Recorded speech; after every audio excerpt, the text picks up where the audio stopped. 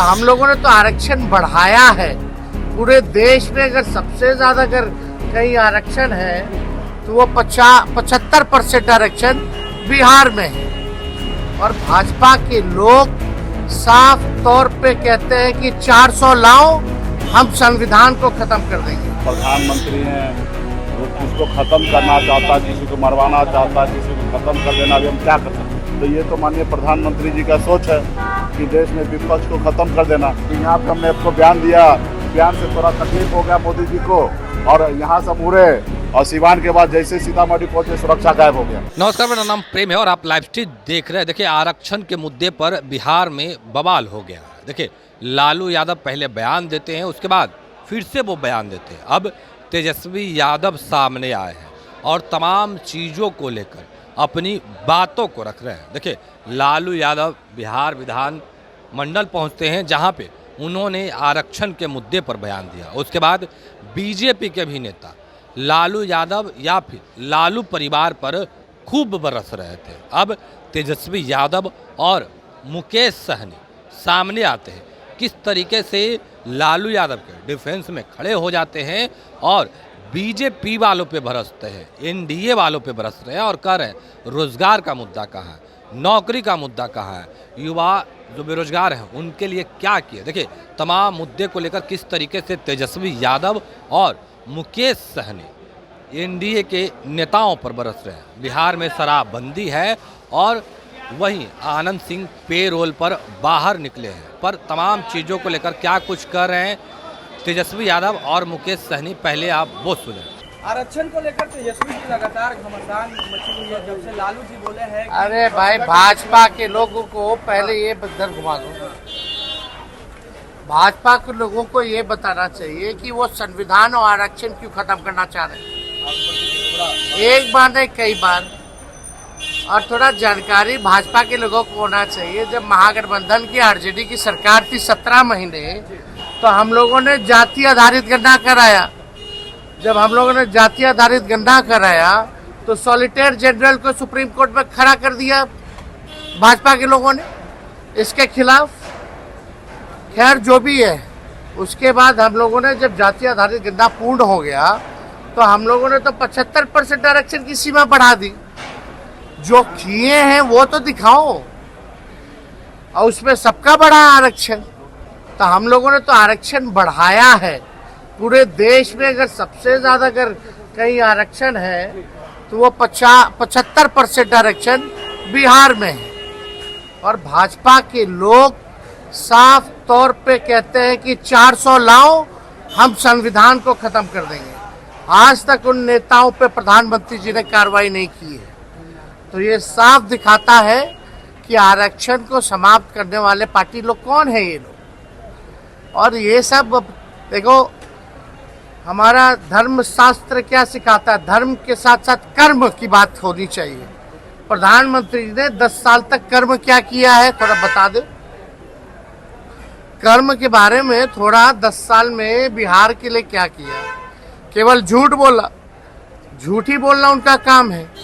भ्रम फैलाना, नफरत फैलाना, बांटना, यही उनको आता है और वो ही कर रहे हैं। अश्विनी चौबे कह रहे हैं कि लोकसभा चुनाव के बाद आपका जो खानदान है, लालू जी का जो खानदान है, वो समाप्त हो जाएगा। अश्विनी चौबे ने कहा है। बड़े लोग हैं, अब उन पे क्या टिप्पणी करना है। और ये कोई मुद्दे की बात है क्या? इससे लोगों को नौकरी मिल जाएगी, इससे महंगाई खत्म हो जाएगी, इससे गरीबी खत्म हो जाएगी, इससे किसानों का आय दुगुना हो जाएगा, बिहार का विशेष राज्य का दर्जा मिल जाएगा। देने वाले लोग तो यही हैं।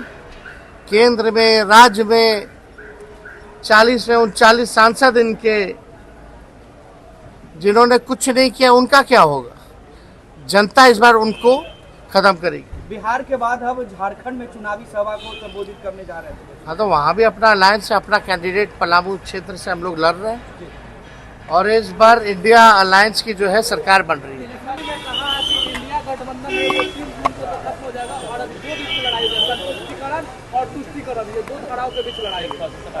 देखिए, प्रदेश का प्रधानमंत्री हैं, वो किसको ख़त्म करना चाहता, किसी को मरवाना चाहता, किसी को ख़त्म कर देना, अभी हम क्या कर सकते हैं। लोकतंत्र में विपक्ष जो होता है वो सरकार का आईना होता है, आँख होता है, उनको दिखाया जाता है।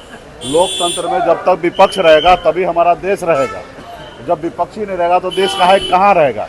और ये नहीं चाहता है कि देश में विपक्ष रहे, विपक्ष को हर तरीके से ख़त्म करना चाह रहे हैं।